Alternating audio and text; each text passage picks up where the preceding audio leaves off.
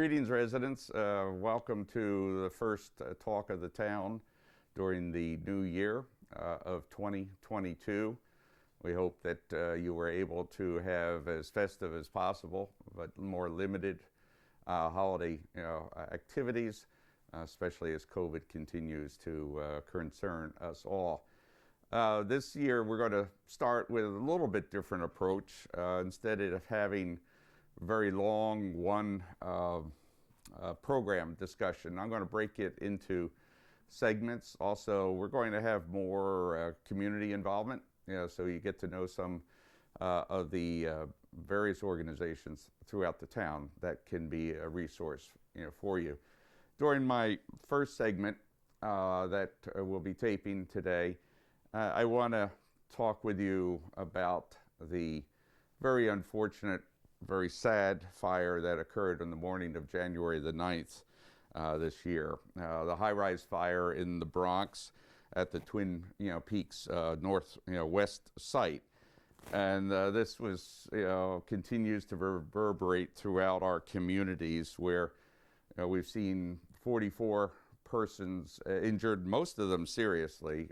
32 of those injured have life-threatening injuries. And as we know, we have lost a significant number of folks. I believe the number is maybe up to 17, if not a little bit more.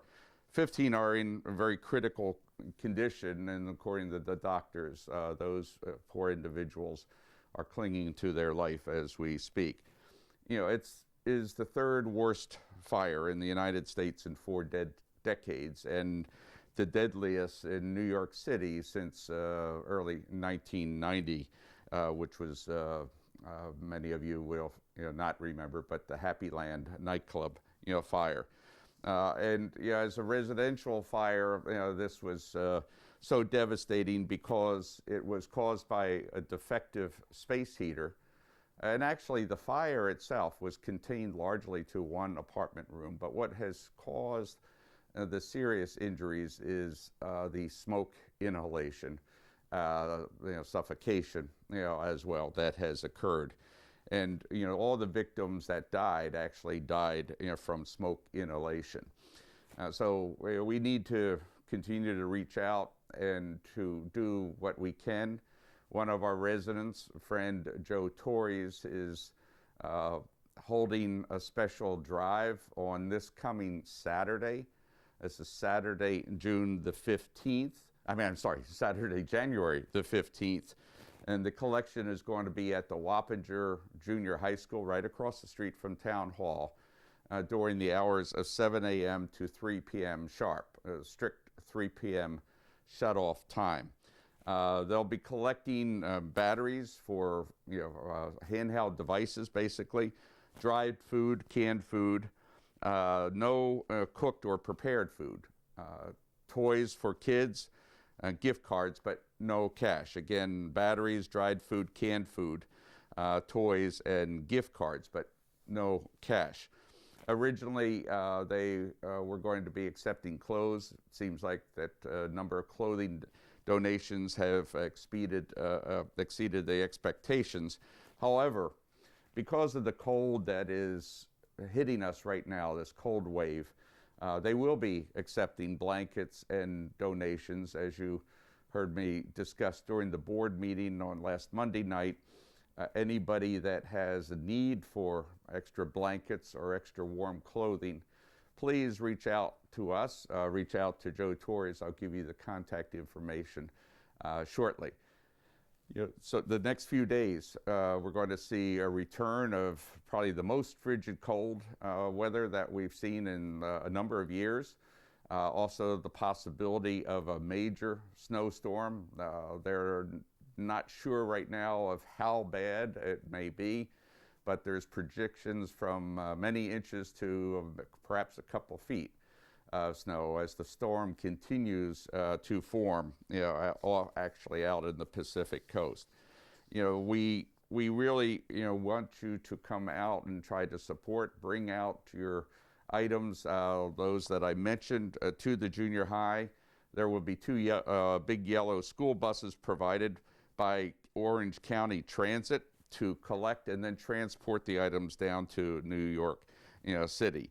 So we have cleared the use. Joe has cleared the use of the Wappinger Junior High School parking lot.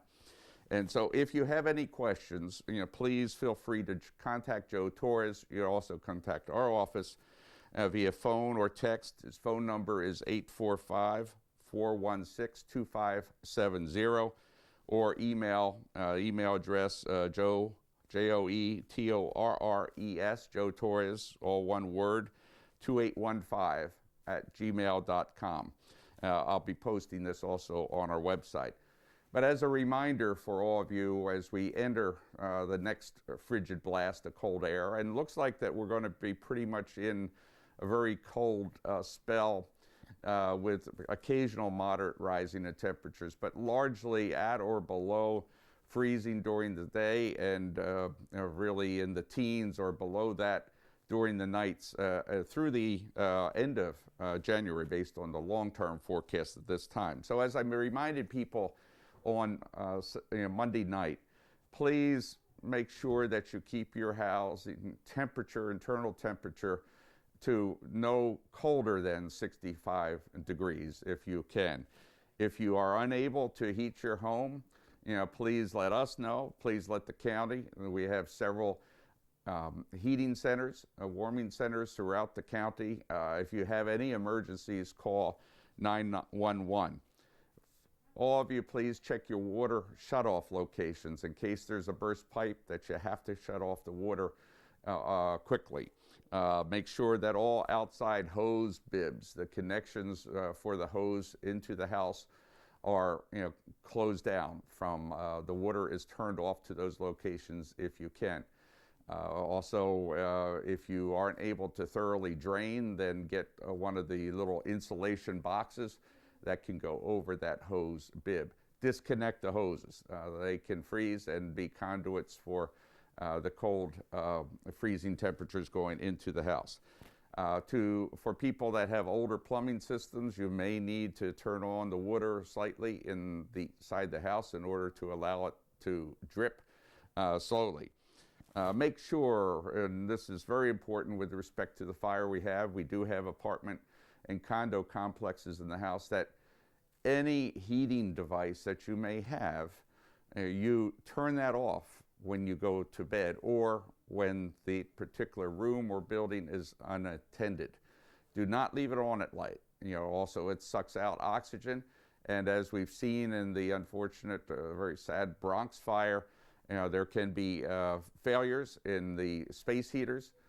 Fireplaces will continue, if they're allowed to continue to burn, they will deplete the oxygen and can cause suffocation without smoke inhalation.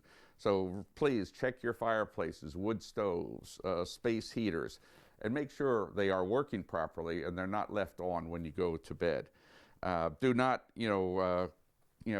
keep your flue open in the fireplace at night. Can be a conduit for letting air, go out. Oxygen can be depleted through that means. Also, make sure that you shut your doors that are supposed to be shut, such as the door to the garage, as we've seen in the horrible Bronx fire. That a door or two that may have been left open help cause the smoke and also fire, to spread. If you need blankets, as I said, or warm clothes, please let us know. Let the county know. We're able to try to pull together some for assistance. So again, remember, this Saturday, we're going to have at the Wappinger Junior High from 7 through 3 p.m., 7 a.m. through 3 p.m., a collection drive for certain dry food items, canned food, toys, store card donations available there. So please come on out and help the poor folks that are suffering from this disastrous apartment fire complex. So please stay safe and stay warm during the coming days and weeks ahead.